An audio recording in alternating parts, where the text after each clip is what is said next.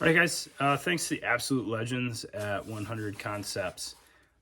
We've got the Helikon Tex training rig as available on Amazon for like $115, $130 depending on pattern, to include the super sweet denim setup. So it's kind of a weird clustering of pouches and pockets and layouts that doesn't make a ton of sense until you look at making it work for everybody to like we'll say a 70% solution, right? It's not like Mayflower or like 90% solution, but it's not bad, right? I'm pretty impressed with it, especially for the money and what you get. So let's get on the table and take a look at this thing and kind of walk through, and maybe it's for you, maybe it's not, maybe it's a good loaner rig. I'm not sure. Let's take a look. All right, so hopefully this this gray color scheme doesn't wreak too much havoc on this as we go through. I can't seem to get camera angles working quite right here. So this is the Helikon Tex training rig. I don't mess around with Helikon Tex as far as their website goes. I've only ever really looked at it on Amazon. Which I think kind of skewed my opinion a little bit. I've heard really good things about the brand throughout the years, whether it be their clothing or some of their bushcraft products, and some of their more tactical oriented products, right? But this thing, I've been aware of this thing at least 5 years now, I think, and it's just kind of kicked around in my mind like a curiosity. All right, so it's got an interesting footprint to it, and kind of a weird assortment of like all of the things and none of the things, and it's a little strange. So let's take a look at it, right? And we'll just go kind of bottom to top since we're here already. So it comes with a dangler, which is an interesting setup that I kind of appreciate, because it adds a little bit of value to what you're getting, and you're not stuck with the dangler. So it's MOLLE mounted, not very well, right? It's one row of MOLLE holding this on, but the pouch is not dedicated to use on this chest rig, because they very easily could have made it designed to be mounted on one row and then have tuck tab immediately after that. But this has a full MOLLE mounting or PALS mounting capability to it. So if you don't like the dangler, you can pull it off. You can use this thing without the dangler, and you can throw this pouch somewhere else. You know, whether that be just an organizer thing that you just throw around the car, or whether you mount it to a battle belt or something like that. You can pull it off and do what you want with it. Right. The dangler is not a great design in my opinion, but it's there.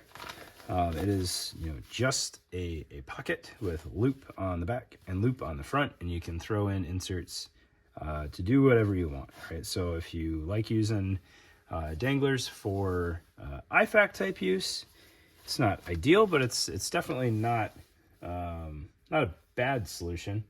You could stick some sort of medical organizer in there. So this is the axle, which I've found, I didn't realize I had. Somebody loaned it to me way too long ago, and I need to do a video on still. But like that'll fit in there. It's their 9022 style organizer.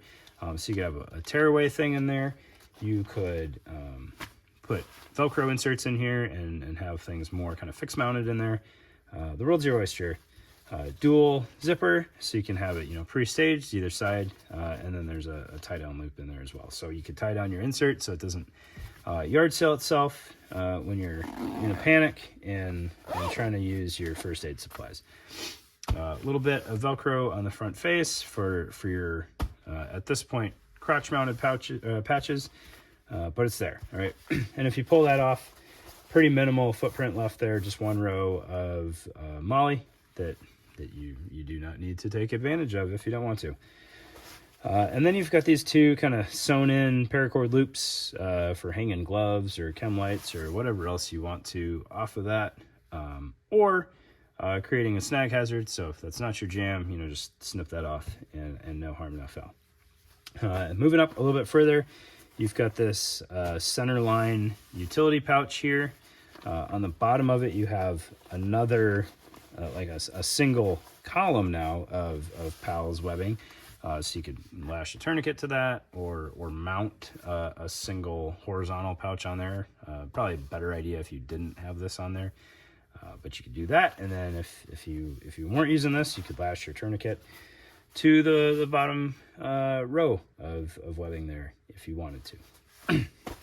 But looking at this pouch, you have a flat pocket on the face, which is nothing to write home about, but you could fit a Write in the Rain in there and a pen. It's got kind of a nice middle ground of depth to it, so like pens and notepads standing up in there wouldn't be obnoxious, but it's also not so deep that you're losing things in there. That is a single zipper pull, some Velcro on the face, kind of this weird goofy bellow to it. Nothing wrong with it, it's just kind of odd. And then when you open that up, this is a better GP pocket in my mind than the Dangler, and it would have been cool to see them kind of incorporate that. But you have a mesh pocket on the outer side here with a decent volume to it. And then you have kind of this little admin space here. So you've got a flat pocket, and then two smaller pockets, and then some elastic webbing in there, as well as a tie down. So very much a admin pocket setup for all of your tactical doodling needs. Right? And that pocket is dual zippered. And all of the zippers on here, for being a smaller size of zipper, seem to flow pretty well. I don't have any issues with the zippers that I have found so far. And they also have the nice heat shrink pull tab on there.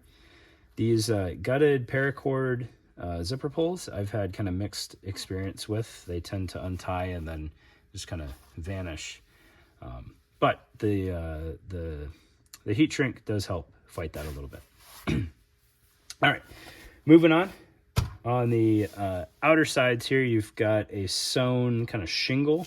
You can see I've got M4 mag in one side and XTS 5000 in the other side, so it does have enough volume for that if you want a radio in one side.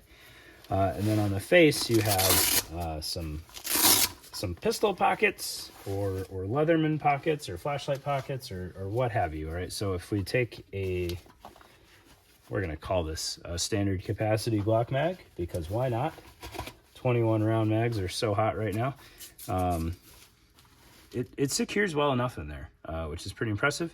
If you had a Glock 19 mag, which I've got a stand in here, Glock 19 mag, not terrible. You've still got some mag there to grab, and the Velcro and the flap is not obnoxiously long. And if I remember right, these flaps are also removable.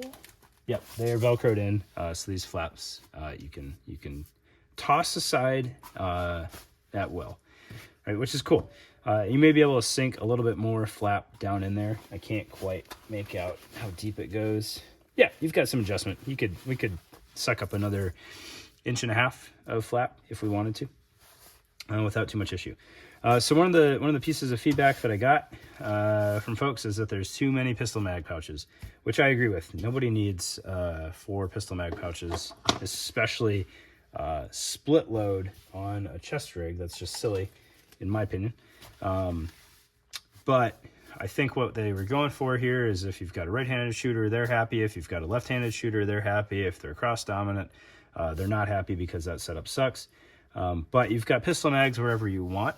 And then the other side, you multi-tool, flashlight, whatever, and it kind of deconflicts, like accidentally pulling your flashlight instead of a magazine, because probably used to just going to one side for mags. Right? But I can see the feedback, like it could be better used if they committed to like right-hand shooters and having a smaller GP pocket or something over here, or a more intentional radio pocket. Right? All right, so we'll get those mags out of the way and radio out of the way. And you can see they have adjustable pull tab in there, so you can change that out. You can get rid of the pull tab if you don't want it. You can play around with that kind of at your leisure, right? And then a dual mag insert in the center. So we got two M4 mags in there. I didn't mess around with anything else. I don't have high hopes that a 308 will fit, but we'll just give it a shot. Oh, that's so close. I think you could make 308 fit in there if you really wanted to. Re-indexing, probably not, but I think it looks like there's enough room in there. And I've heard that it will take AK mags, which it appears to take at least shorty AK mags without too much drama. So you could definitely have, 80 rounds of 7.62 short in there, and that would work out fine. And then for whatever reason, that insert is removable. It's kind of a weird construction where it's got like reinforced sides and then insert that continues on past that, which is weird, instead of just making like a boxed off insert. So I think they could have, if they hadn't done that, I think it would be more 308 friendly if it was just a flat insert that had its kind of its own bellow. That would have been an option, right? And you could replace that too. So it's going to be loop on one side, hook on the other. If you've got an insert you like that has that makeup, you could absolutely throw that in there and give it the old college try on getting 308 mags in there. It's also reinforced down the center. That piece makes sense to me. The sides, I don't really see the need. If you maybe you're using it for like a search and rescue rig or something like that, so you've got a radio, maybe two radios, you pull that insert out altogether, and then you've just got a mount pocket in the middle. So I kind of like the flexibility there, especially if you like use this as a stepping stone towards better quality gear. You start off using it for the range and whatnot, and then maybe you transition it to another use, whether it be search and rescue or hiking, I don't know, but you're not committed to magazines there. Okay. Looking at the back side, it's just Cordura on the back side. There's a little bit extra going on with the straps here, which I'll explain. But you've got your back strap and your G hook on the side here, which is I kind of like that. You've got both options. You can use side release buckle, you can use G hook to get in and out. You can remove that thing altogether if you find that the top straps work and this is just a snag hazard. You got options. The shoulder straps themselves have some routing capability to them. Not a lot, but it's certainly not non-existent. And then it is a H-style harness. Now, what's going on here, 100 Concepts policed up all the excess webbing because they have their front pull adapter on here, which is, they warned me it was going to be on here. I've never played around with it before, but it's pretty awesome. What it allows you to do is have the shoulder straps paid out completely, if that's something you want to do, so you can throw it on very easily, and then you just grab the front here and you can pull the shoulder straps tight from the front, which is crazy convenient for resizing it kind of on the go. Also, if you bounce back and forth between winter and summer, and you want to account for layers, you could have it at your summer setting or at your winter setting, and then you take off your jacket and you can tighten it up a little bit extra. That is their product that they added on here, and they warned me to specify that that's not how the rig comes. But I like it, and you can see all they had to do is just kind of tie it in at the end of the shoulder strap, and they just happened to place up the webbing using some one wrap instead of cutting it or doing it a little bit more permanently. Right. If another idea, if you don't like the dangler here, because it's an H harness, you've got the ability. Should you want to, you can make the molly work on the back, so you get a little counterbalance on there. You get yourself a little, you know, high of back GP pocket, which is a thing that I enjoy sometimes. I like having that ability.